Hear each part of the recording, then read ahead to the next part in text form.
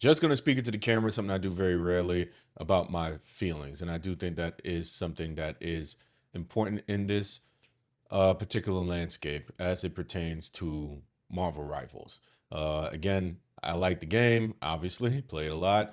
And I do see it as a way to kind of connect with friends, have conversations. It brings me back to the old days of gaming, of really just sitting in your home, sharing a screen, things like GoldenEye, Smash Brothers, that kind of feel. That's what I get from it. And I do understand these games can be stressful, but they're also representative of our cultural zeitgeist, whether or not we would like to admit it. And with that, I do want to address some of the controversy I've been reading online about Devil Dinosaur, but more in particularly with his compatriot, Moon Girl. Black characters are not being represented at the same rate or with the same level of care that other cultures and races are being represented in.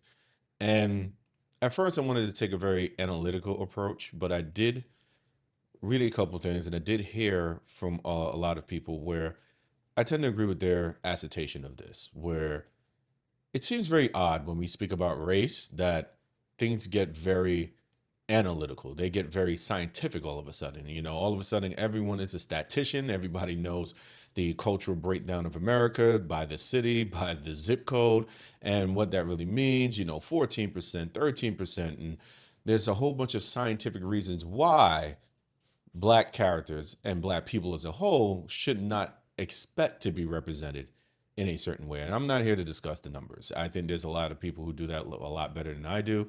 And honestly, I just want to talk about, like I alluded to in the beginning, my feelings. And I will say, it feels weird.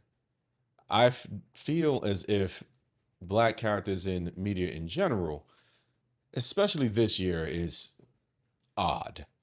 I do find it very odd that Blade, a very well-known character, thanks to Wesley Snipes, a very well-known actor, portraying a very well-known Black character, was essentially put in chains in February, Black History Month, for those of you who are not very well initiated, um, during a vampire season, a season of Marvel Rivals in which literally Dracula himself was the main protagonist, but Blade was nowhere to be found.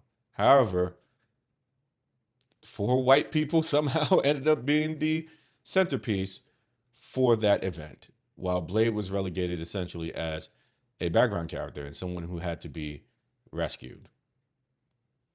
That feels weird. I also find it feels weird that Storm, a character canonically known as one of the most powerful mutants in the Marvel Universe, an Omega level threat, if you will, Mistress of the Elements, is a sitting duck in the air. Like, she has no evade abilities whatsoever. And somehow, Adam Warlock, a healer, yes, he is canonically known for his speed and his flight, received the ability to fly and does so faster than Storm. Human Torch has the ability, Iron Fist, if you know, you know, has the same ability to get out quick, to move quickly in the air, to avoid fire and the like. Black Panther, one of the most well-known Black characters in Marvel, has been relegated to less of a house cat due to the fact that his kit really doesn't work almost in any season. It takes a large amount of resources just to secure one pick. And even with that being said, not a very well-versed character, meaning he is not very much used in a variety of situations. Essentially, he's very task specific, and you have to be very good with him to see kind of that higher level play. But then we get Felicia Hardy, aka Black Cat, that seems to have a moveset suspiciously to be more aligned with somebody like Black Panther. Again, canonically runs an entire nation with the most valuable resource on Earth, and somehow he doesn't seem to have a shop of any kind, or even the ability to use any of his advanced technology that we've seen throughout movies and media. I find that weird. Um, And this weirdness is starting to creep in as the seasons continue, where we're seeing the black characters, specifically African American. I also want to make that explicitly clear that black is not a monolith, and yada yada yada. For those who know what I'm speaking about, who knows what I'm saying, they'll understand. For those who don't, that's why Google exists. I feel like it is indifference. I feel like the inclusion or the exclusion of said characters is not even on the top 300 list for NetEase, the developer. I say this because of my feelings. Again, not facts, not anything I have concrete evidence on, but if we just look at the amount of costumes, the caretaking for the costumes, we had Mr. Fantastic and Invisible Woman with their wedding emotes, as well as their uh, end game when you get MVP screens, as well as the sound effects for those cosmetics. They're legendaries. But when it came to Black Panther and Storm, they weren't. Didn't change sound effects. It didn't do anything, and they don't even have a joint emote. And and the emote is Black Panther literally getting on one knee and pulling out a ring, but there's no interaction there with Storm. It's two separate emotes. Now, this may seem like nitpicking to some, may seem like grasping for straws for others, but let's take things in its totality. This is not isolated. In Overwatch, you had Doomfist essentially just killed off in a story beat, which seemed odd. Again, feels odd. This happened during Black History Month. So it's not just one place that players such as myself is kind of feeling this squeeze. And really and honestly, we're very confused because a lot of these brands were built off of the same characters that they seem to have an indifference for. Marvel would not be where it is today if it was not for Wesley Snipes' depiction of Blade. The Marvel Universe would have never been a thing. And yet still, his arrival in this game came in as a wet noodle. And we know that because shortly thereafter, we had Elsa Bloodstone. To say this character is not well known is an understatement. And she came into the game firing on all cylinders. She actually had to be nerfed numerous times.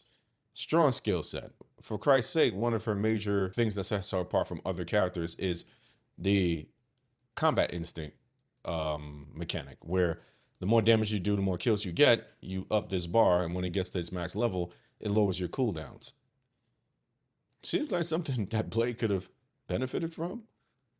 And now looking at Devil Dinosaur and his connection to Moon Girl, it seems odd that she's not present at all, where we have seen the ability for them to put titular characters or essentially characters who are not known for combat into these games, especially Marvel Rivals, as we have Penny Parker, we have Phoenix, we have these characters that are essentially just being piloted by other characters, and yet still not there.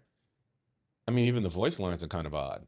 When you say hello in the game as Devil Dinosaur, you hear Moon Girl's voice, but that's it. There's no emotes where she is present. There is no voice lines, tags. Even when you call out your ultimate, is in the Dino's roar.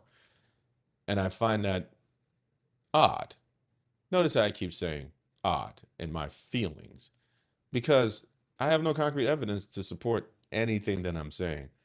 But when you have enough coincidences this often, it feels less like conspiracy and more intentional.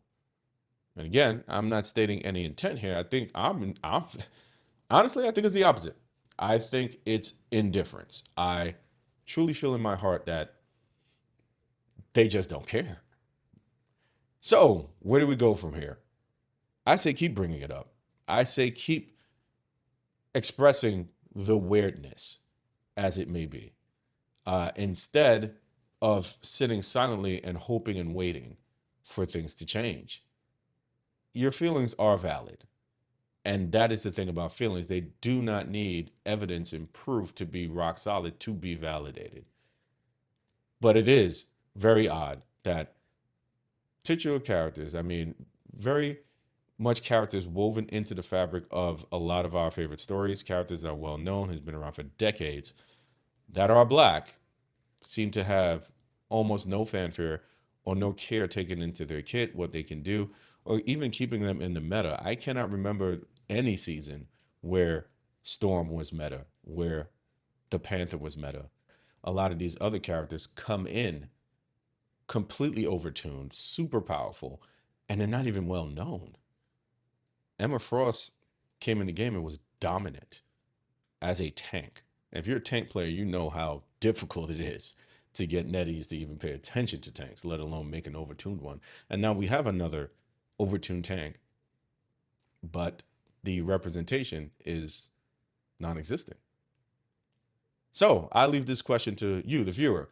Do you think this is an overreaction? Do you think this is something that should be addressed with more fervor? Or do you believe that, it's just a matter of time and care, that if we give the developers enough time, they will be giving us what we're asking for, and they're already working on it? I'd like to know your thoughts in the comments below. This is Ask 64 signing out.